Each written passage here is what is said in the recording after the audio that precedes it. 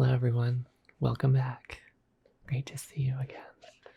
Today, we're going to be asking another question to help ourselves on our gender transition journeys. Another question to a wonderful tarot deck. And today, we have a beautiful, beautiful new tarot deck. Beautiful new tarot deck today. Look at this. Isn't that gorgeous? Beautiful new tarot deck to ask ourselves a question. A deck based on yokai, Japanese folklore. A little bit different than our previous tarot deck. And I'll probably alternate between the two of these in future videos. But, you know,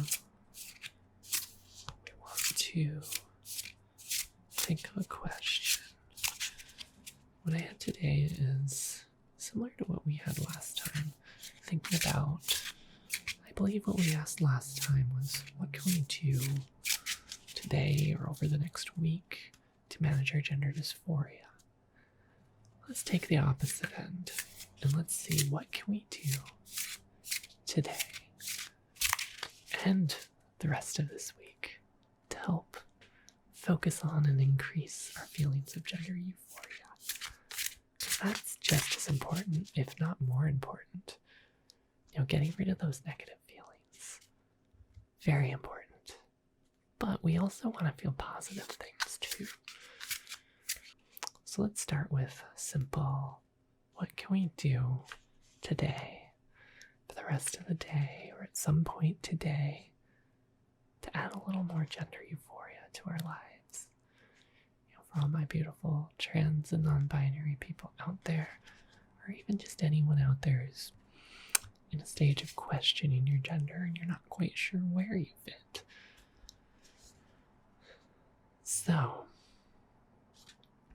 we have the Three of Wands, or the Three of Staves, I think it might be called in this particular deck.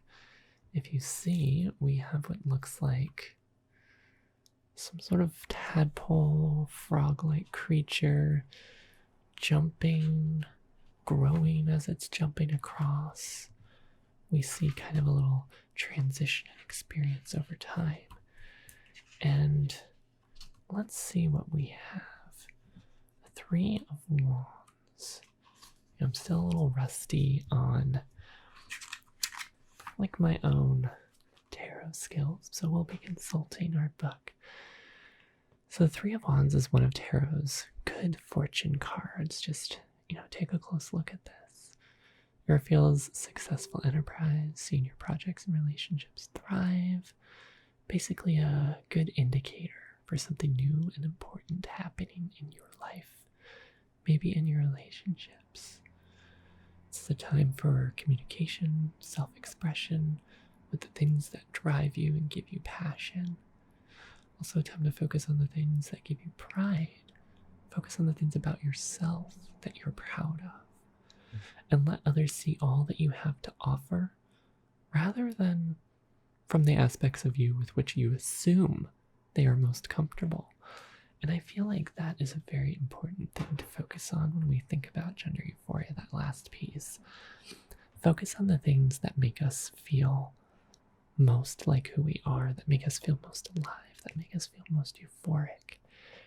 Because many of you can probably relate to this, even those of you that may be watching that aren't trans or non-binary, that many of us do things to please other people rather than allowing yourselves to soar.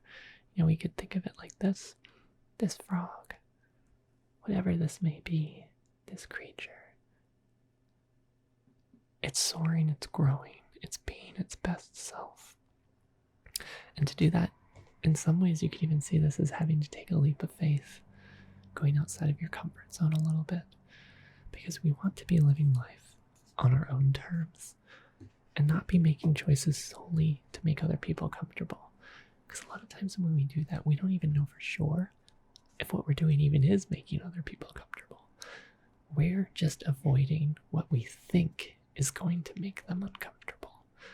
But in the process, we're keeping ourselves small, we're keeping ourselves distant, we're hurting ourselves, and we're probably hurting our relationships in the process because we're not fully showing up.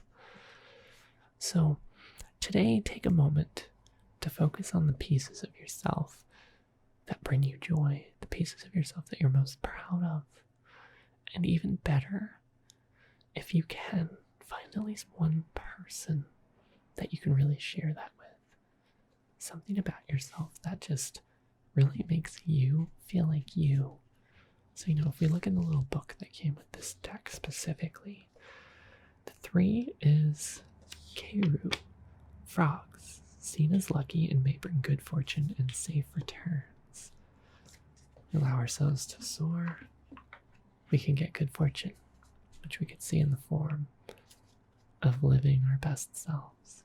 So let's take another card. What can we do throughout the week to add more gender euphoria to our lives? Let's see what these beautiful cards. This deck still needs to be shuffled for sure. It's one of the things about getting a new tarot deck. It's usually all in order, which is fine. But we want to make sure that... interesting. Well, we have one of the major arcana, the 10, the Wheel of Fortune. And what do we have in our little booklet here? So this booklet mostly just tells us what these yokai are. Looks like Wanyudo, a flaming wheel with a man's head. They steal corrupted humans from the road and drag them back to hell for their sins. That is a bit dark. But let's think about, what does the Wheel of Fortune typically mean? The Wheel of Fortune sometimes relates to things like the concept of fate, the concept of change, the concept of things that may be out of our control. The Wheel of Fortune is sometimes about going with the flow. This wheel just keeps on moving. And sometimes we may be encountered by things that just happen in our lives, some unexpected forces or offers or experiences. And oftentimes, if things have been difficult recently, the wheel can show us a turn for the better. And under the influence of the wheel, we can kind of give into the flow of things, into fate, and allow the wheel to provide a new direction. And to do this, this is where we really dig into our intuition. And you may find yourself tuning to things and important people from your past who maybe reappear in your life auspiciously, or reconnecting and communicating with people who are far away. We can use the wheel's positive messages wisely now to listen to your intuition and to manifest your wishes as your energy aligns with all the things that are important to you that help guide you on your path. Your quest of knowledge is heightened now. And while you can't control the forces in the universe, and that's an important part of this wheel, you can't control the wheel. This wheel can certainly allow you to have a better understanding of the path you're on, and maybe the things that'll help you keep going on the path you want to be going on. So I could see this over the next week. Tap into your intuition a little more when it comes to our gender euphoria and finding those experiences. Listen to our gut feelings about what feels right in terms of just showing up as our most authentic selves. Whether it's our gut feeling about wearing a certain thing, or spending time with certain people, finding support from certain people, going to a support group or social group, or maybe reaching out to somebody that we wouldn't normally reach out to or haven't reached out to in a while, but we know will help us feel just so affirmed and alive.